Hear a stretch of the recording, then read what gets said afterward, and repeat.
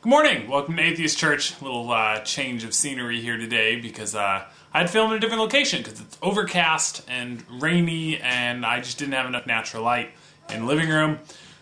In other words, it's a perfect day to curl up with some hot chocolate and a nice graphic novel. And today I'd like to talk about some of my favorite graphic novels that I think would appeal to atheists or anyone interested in the topic of religion.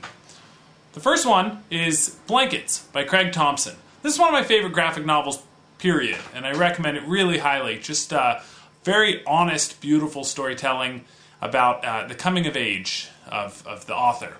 It's an autobiographical piece about his experience falling in love the first time, which happens at church camp. And it's also about his relationship with religion, which he ultimately ends up being non-religious. And it's really a touching story of his relationship with his younger brother as well, and his relationship with his artwork. And him and his brother kind of bond through their artwork. So all around, just an incredible, incredible graphic novel. Wonderful art. Craig Thompson is fantastic. If you read it and you like it, I also recommend you check out Goodbye Chunky Rice.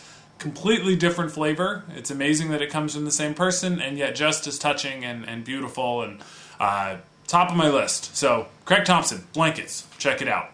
Next up is Epileptic. The author, David B., isn't as clearly an atheist.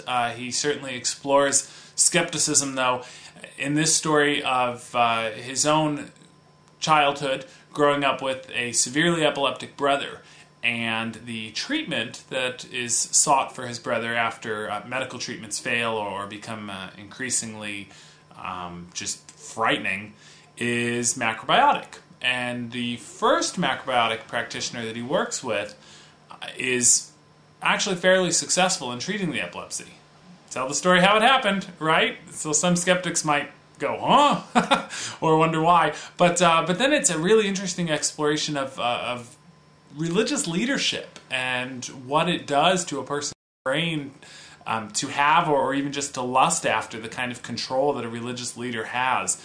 Within the macrobiotic movement, as portrayed in this book, you see some real sick bastards try to take control and big macho power trip stuff. It's really interesting, and at the core of it is this family dealing with this illness who just, really want to see their brother and son be okay. So the author's very honest and really explores his own feelings and his own mistakes in dealing with his brother's illness.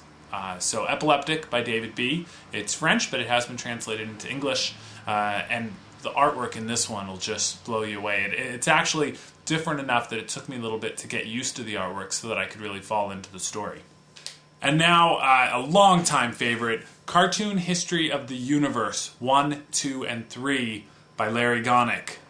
Wonderful, wonderful stuff. Gonick is my favorite historian. Yes, he has an unfair advantage because he's a graphic novelist.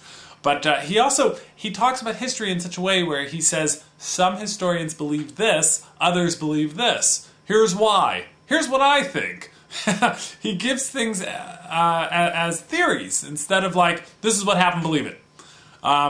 And I love that. He talks about the process of discovering history and the process of understanding history, and that's why history should be taught. He never comes out and says, I'm an atheist, I'm a skeptic, but the way that he talks about the religious part of history, which is a huge part of history, makes me think that he's got to be. He definitely has a very skeptical viewpoint, and History of the Universe starts way back with Big Bang Theory. Starts with Big Bang Theory, goes through the theory of evolution, talks about different theories about various stages that were possible in our evolution, why our ancestors left the trees. Just great stuff. And he has a wonderful sense of humor. And then he made a really interesting decision that I really respected. He decided to respect the tradition of some Muslims to not portray their prophet. And so he didn't. And he doesn't say that he buys into it. He just says, they prefer him not to be portrayed, and I'll write about it without portraying him. He complains about it a little bit. He says, what's happening to religion? You used to be able to draw all these great monstrous gods, and then they strip it down to just one guy, and then they strip it down to one guy you can't draw. But the fact that he goes ahead and just respects that, it doesn't feel like kowtowing to me. It feels like a really cool way to tell the story. And what's funny is it's like a sacred cow that he is willing to drive around, but don't think that he is at all censoring himself, because he says things that you would think to someone who subscribes to this faith would be much more damaging than just drawing a picture of their prophet. You know, he just really describes the history the way it really happened. So, wonderful, wonderful stuff. And then we come to the master, the genius of sequential art, the best, perhaps most well-known and most respected comic book artist of all time, Robert Crumb, who thrilled me this year by doing an illustrated book of Genesis. Let me say something about Robert Crumb real quick. Some people think his heyday was in the 60s. I don't. I think he's doing his best work now. His illustrations have gotten more and more rich, and he is... I feel like he's the best example of healing power of art, because he's really like plunged into his soul and all the dark places within him, and coming out the other end seeming like a fairly healthy, albeit very weird person who now just tells beautiful like biographical stories of different blues musicians, and then does something wonderful like illustrating Genesis, and I can't wait to see it. I don't actually have it yet, so I recommend the top 3, and then the 4th one. Boy, I'd love to hear what you guys think of it, any of you that have read it. And if anybody was looking for a good Christmas present for Keith, really, is that what this whole video is about? An atheist begging for the book of Genesis for Christmas?